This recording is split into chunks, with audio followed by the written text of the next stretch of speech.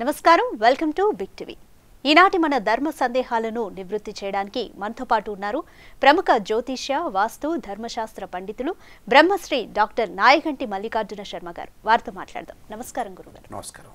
So ఈ రోజు ధర్మ సందేహాల్లో మొదటి ప్రశ్న, మే 26న సంకష్టహర చతుర్థి వస్తుంది. అవునమ్మా. సో సంకష్టహర చతుర్థి అంటే ఏంటి? సంకటాలను తొలగించేదిగా అని అంటారు. ఎందుకని మరి సంకష్ట అంటారు? విశిష్టత ఏంటి? ప్రాధాన్యత గురించి వివరించండి. తప్పకుండా అమ్మా. ఓం శ్రీ గురుభ్యో నమః. సంకష్టహర చతుర్థి అంటే సంకష్టహర చతుర్థి అంటే ఏమిటి అని అంటే గణపతి యొక్క ఆరాధనకి విశిష్టమైంది, ప్రాధాన్యత సంతరించుకున్నది మనకి సంకష్టహర చతుర్థి అంటారు. అంటే చాలామంది కూడా సంకటహర చతుర్థిని, సంకష్టహర చతుర్థి అని అంటుంటారు. సహజంగా ఇక్కడ ఏమిటి, గణపతి యొక్క ఆరాధనలో ప్రాధాన్యత ఏమిటి అని అంటే, ఏదైతే ఇక్కడ బహుళపక్షంలో తదియతో కూడిన చవితి రోజున మనం సంకష్టహర చతుర్థి అనేది జరుపుకుంటాం. అంటే శ్రావణ మాసంలో వచ్చే బహుళ తదియతో కూడిన చవితి రోజున మనం సంకష్టహర చతుర్థి అని అనుకుంటాము.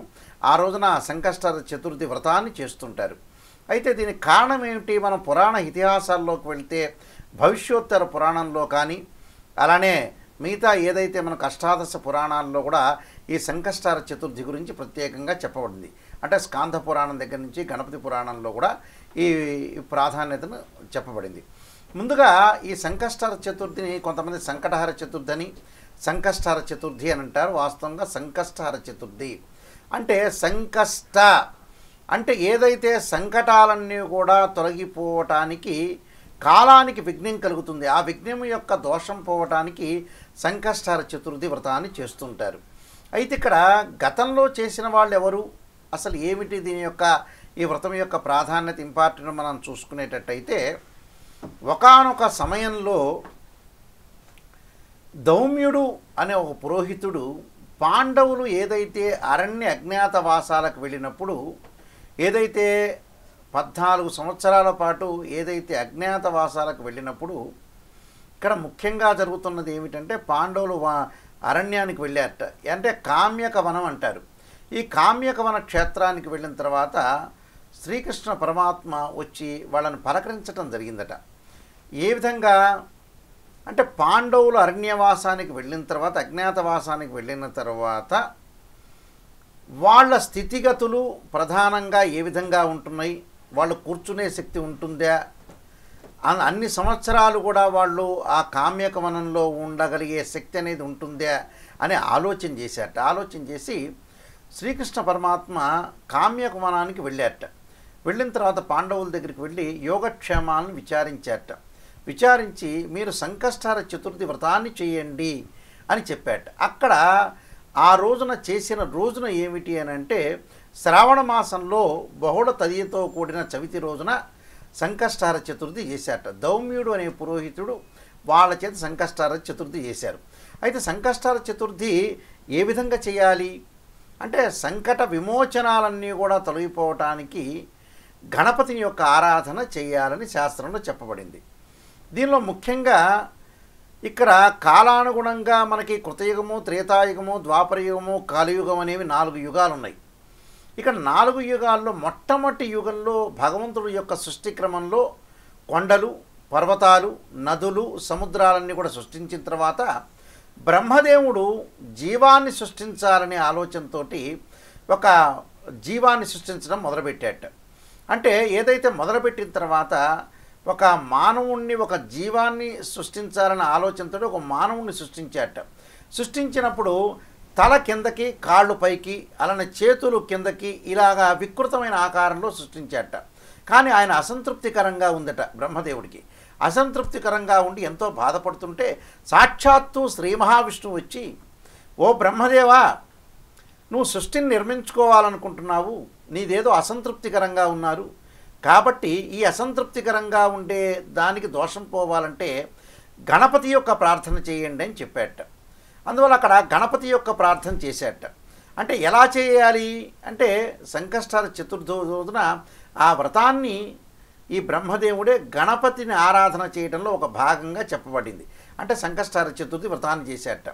ఆ వ్రతం చేసిన రోజునే మనకి శ్రావణ మాసంలో వచ్చే కృష్ణపక్షంలో వచ్చే తదియతో కూడిన చవితి రోజు అని అంటారు. అక్కడ ఏదైతే గణపతి యొక్క ప్రార్థన చేసి సంకష్టాల చతుర్థి వ్రతాన్ని చేశారో అప్పుడు ఆయనకి ఒక ఆలోచన సరళి అనేది ఏర్పడి మానవుణ్ణి సంతృప్తికరంగా ఆయన సృష్టించడం అనేది మొదలుపెట్టాట. అప్పటి నుంచి ప్రజలందరూ కూడా సంకష్టాల చతుర్థి వ్రతాన్ని చేయటం అనేది పరిపాటిగా సాగుతూ ఉందట. అక్కడ ఏదైతే మనకి ముఖ్యంగా ఈ సంకష్టాల చతుర్థి వ్రతాన్ని ఉదయం పూట ఉపవాసం ఉండి సాయంత్రం పూట అంటే ప్రదోషకాల సమయంలో చుక్కలు వచ్చే సమయంలో ఈ వ్రతాన్ని చేయమంటారు. ఎలా చేయాలి ఈ వ్రతాన్ని చాలామందికి కూడా తెలియదు. ఈ వ్రతాన్ని చేసేటప్పుడు విధానం ఏంటంటే ఒక బంక మట్టిని తీసుకుని ఆవు పేడను దానిలో కలిపి చక్కగా గణపతిని విగ్రహాన్ని తయారు చేసి తమలపాకు కానీ జిల్లేడాకు కానీ రావి ఆకు కానీ తీసుకుని దాని మీద గణపతిని పెట్టి ప్రార్థన చేయాలట. అలానే కలశాన్ని కూడా పెట్టమంటారు. అంటే కలశాన్ని పెట్టడం అంటే ఇక్కడ రెండు రకాలుగా ఇలాగా కూడా చేయొచ్చు. తర్వాత ఇంకో విధంగా చెప్పదలుచుకుంటే ఒక రాగి చెంబు కానీ బంగారు చెంబు కానీ ఇత్తడి కానీ అలానే ఏదైతే మనకి వెండి చెంబులో కానీ మన శక్తి కొలది ఒక కలశాన్ని పెట్టి దానిలో చక్కగా నీళ్లు పోసి దానిలో ఒక ఖర్జూర పండు ఒక వక్క రాగి నాణెము అక్షతలు వేసి చక్కగా రెండు కూడా ఒక 4-5 తమలపాకులు చుట్టుగా పెట్టి చక్కగా దాని మీద వెదురు బుట్టలో చేసిన గణపతిని పెట్టమంటాడు. ఆ గణపతి బంగారమైనా పర్లేదు, వెండైనా పర్వాలేదు, పంచలోహాలతో అయినా పర్వాలేదు, ఏదైనా సరే ఆ వెదురు బుట్టలోనే ఉంటాయి. ఆ వెదురు బుట్టలో గణపతిని పెట్టడం అనేది పెట్టి మనం పూజ చేయాలంటారు. అంటే రెండు రకాలుగా చెప్పబడింది శాస్త్రంలో. ఇలాగ బంకమట్టితోటి ఆవు పేడతో కలిపి గణపతిని తయారు చేయొచ్చు, లేకపోతే ఒక కలశం మీద కూడా మనం గణపతిని పెట్టచ్చు వెదురు బుట్టలో. అలాగా గణపతిని పెట్టి సంకష్టాల చతుర్థి ఉదయం అంతా కూడా ఉపవాస దీక్ష చేసి సాయంకాలం పూట సంకష్టాల చతుర్థి వ్రతాన్ని చేయమంటారు. అలానే ఏదైతే బెల్లంతో చేసిన ఉండల్ని నైవేద్యం పెట్టమంటారు. పెట్టిన తర్వాత ఎంబటి అక్కడ చంద్రుడికి చూపించాలి. అంటే 9 ఉండలు చేసి చంద్రుడికి చూపించి కొంత మళ్ళీ లోపలికి తీసుకొచ్చి ఆ ఉండల్ని పక్కన పెట్టేసుకుని చక్కగా వీళ్ళు ప్రసాదంగా తీసుకోవాలి. అంటే 2 గడియల కాలంలోనే ఆ ప్రసాదాన్ని కూడా పంపించాలి. అంటే ఎవరికైనా ఇచ్చేయాలి. అంటే ప్రసాదంగా స్వీకరించాడు మన పక్కింటి వాళ్ళు అనుకోవచ్చు, ఎదుటింటి వాళ్ళు అనుకో, ఎవరికైనా సరే ఆ ప్రసాదాన్ని ఇవ్వటం అనేది చాలా మంచి. అంటే ఎక్కువగా 2 గడియల కాలం కంటే కూడా ఆ ప్రసాదం అనేది ఉండకూడదు అని అర్థం. అంటే ఎవరికైనా ఇచ్చేయాలని అర్థం. అంటే ఇక్కడ భవిష్యోత్తర పురాణంలో సంకష్టాల చతుర్థి అంటే కాలానికి విఘ్నం లేకుండా మనకి జీవితంలో ఏదైతే విఘ్నాలు లేకుండా, అంటే విఘ్నేశ్వరుడు అంటేనే విఘ్నాన్ని లేకుండా చేసేవాడే విఘ్నేశ్వరుడు. ఇక్కడ అంటే కాలానికి కొన్ని మార్పులు జరగటం ఒకటి, కాలానికి దోషం పట్టకుండా ఉండటానికి సంకష్టాల చతుర్థి వ్రతాన్ని ఏదైతే మనం చేస్తామో ఆ రోజున మనకన్నీ కూడా సంకటాలన్నీ కూడా తొలగిపోయి మన అనుకున్న కోరికలన్నీ కూడా నెరవేరే అవకాశం ఉంటుందని మనకి భవిష్యోత్తర పురాణంలో చెప్పారు. అలానే పాండవులు కూడా కామ్యవనంలో చేశారు ఈ వ్రతాన్ని. దానికంటే ముందు బ్రహ్మ చేశారు, బ్రహ్మ తర్వాత పాండవులు చేశారని శాస్త్రం చెప్పబడింది. తర్వాత మిగతా రాజులందరూ కూడా చాలామంది కూడా చేశారు ఈ సంకష్టహర చతుర్థి. గురువుగారు, ఎందుకని సంకష్టహర చతుర్థికి ప్రదోష కాలంలో అంత ప్రాముఖ్యత ఉంటుంది? ప్రదోష కాలంలోనే ఎందుకు చేయాలి? అంటే ఉదయం పూట ఉపవాస దీక్ష చేయాలి. అంటే కొన్ని గంటల పాటు ప్రదోష కాలంలో, అంటే ప్రదోష కాలానికంటే ముందు మనం ఉదయం పూట ఏం చేయాలి అని అంటే శిరస్నానం చేయాలి. శిరస్నానం చేసి గణపతి యొక్క ఆరాధన చేయాలి. అక్కడ అంటే గణపతి యొక్క ఆరాధన చేయటానికి దాని యొక్క సమయం అనేది మనం పాటించాలి. కాబట్టి గణపతి యొక్క ఆరాధన చేసి గణపతి అష్టోత్తరము, గణపతి యొక్క గకార అష్టోత్తరము, గణపతి అధర్వణ శీర్షము, ఇలాంటివన్నీ కూడా గణపతి యొక్క గాయత్రి మంత్రాలు ఇవన్నీ కూడా చేసిన తర్వాత సాయంకాలం చుక్కలు వచ్చే సమయంలో అది ఎందుకు చేయమంటారంటే ఆ నైవేద్యాన్ని కూడా చంద్రుడికి చూపించమంటాడు. మరి చంద్రుడికి చూపించాలంటే చంద్రుడు సాయంత్రం పూటనేగా ఉండేది.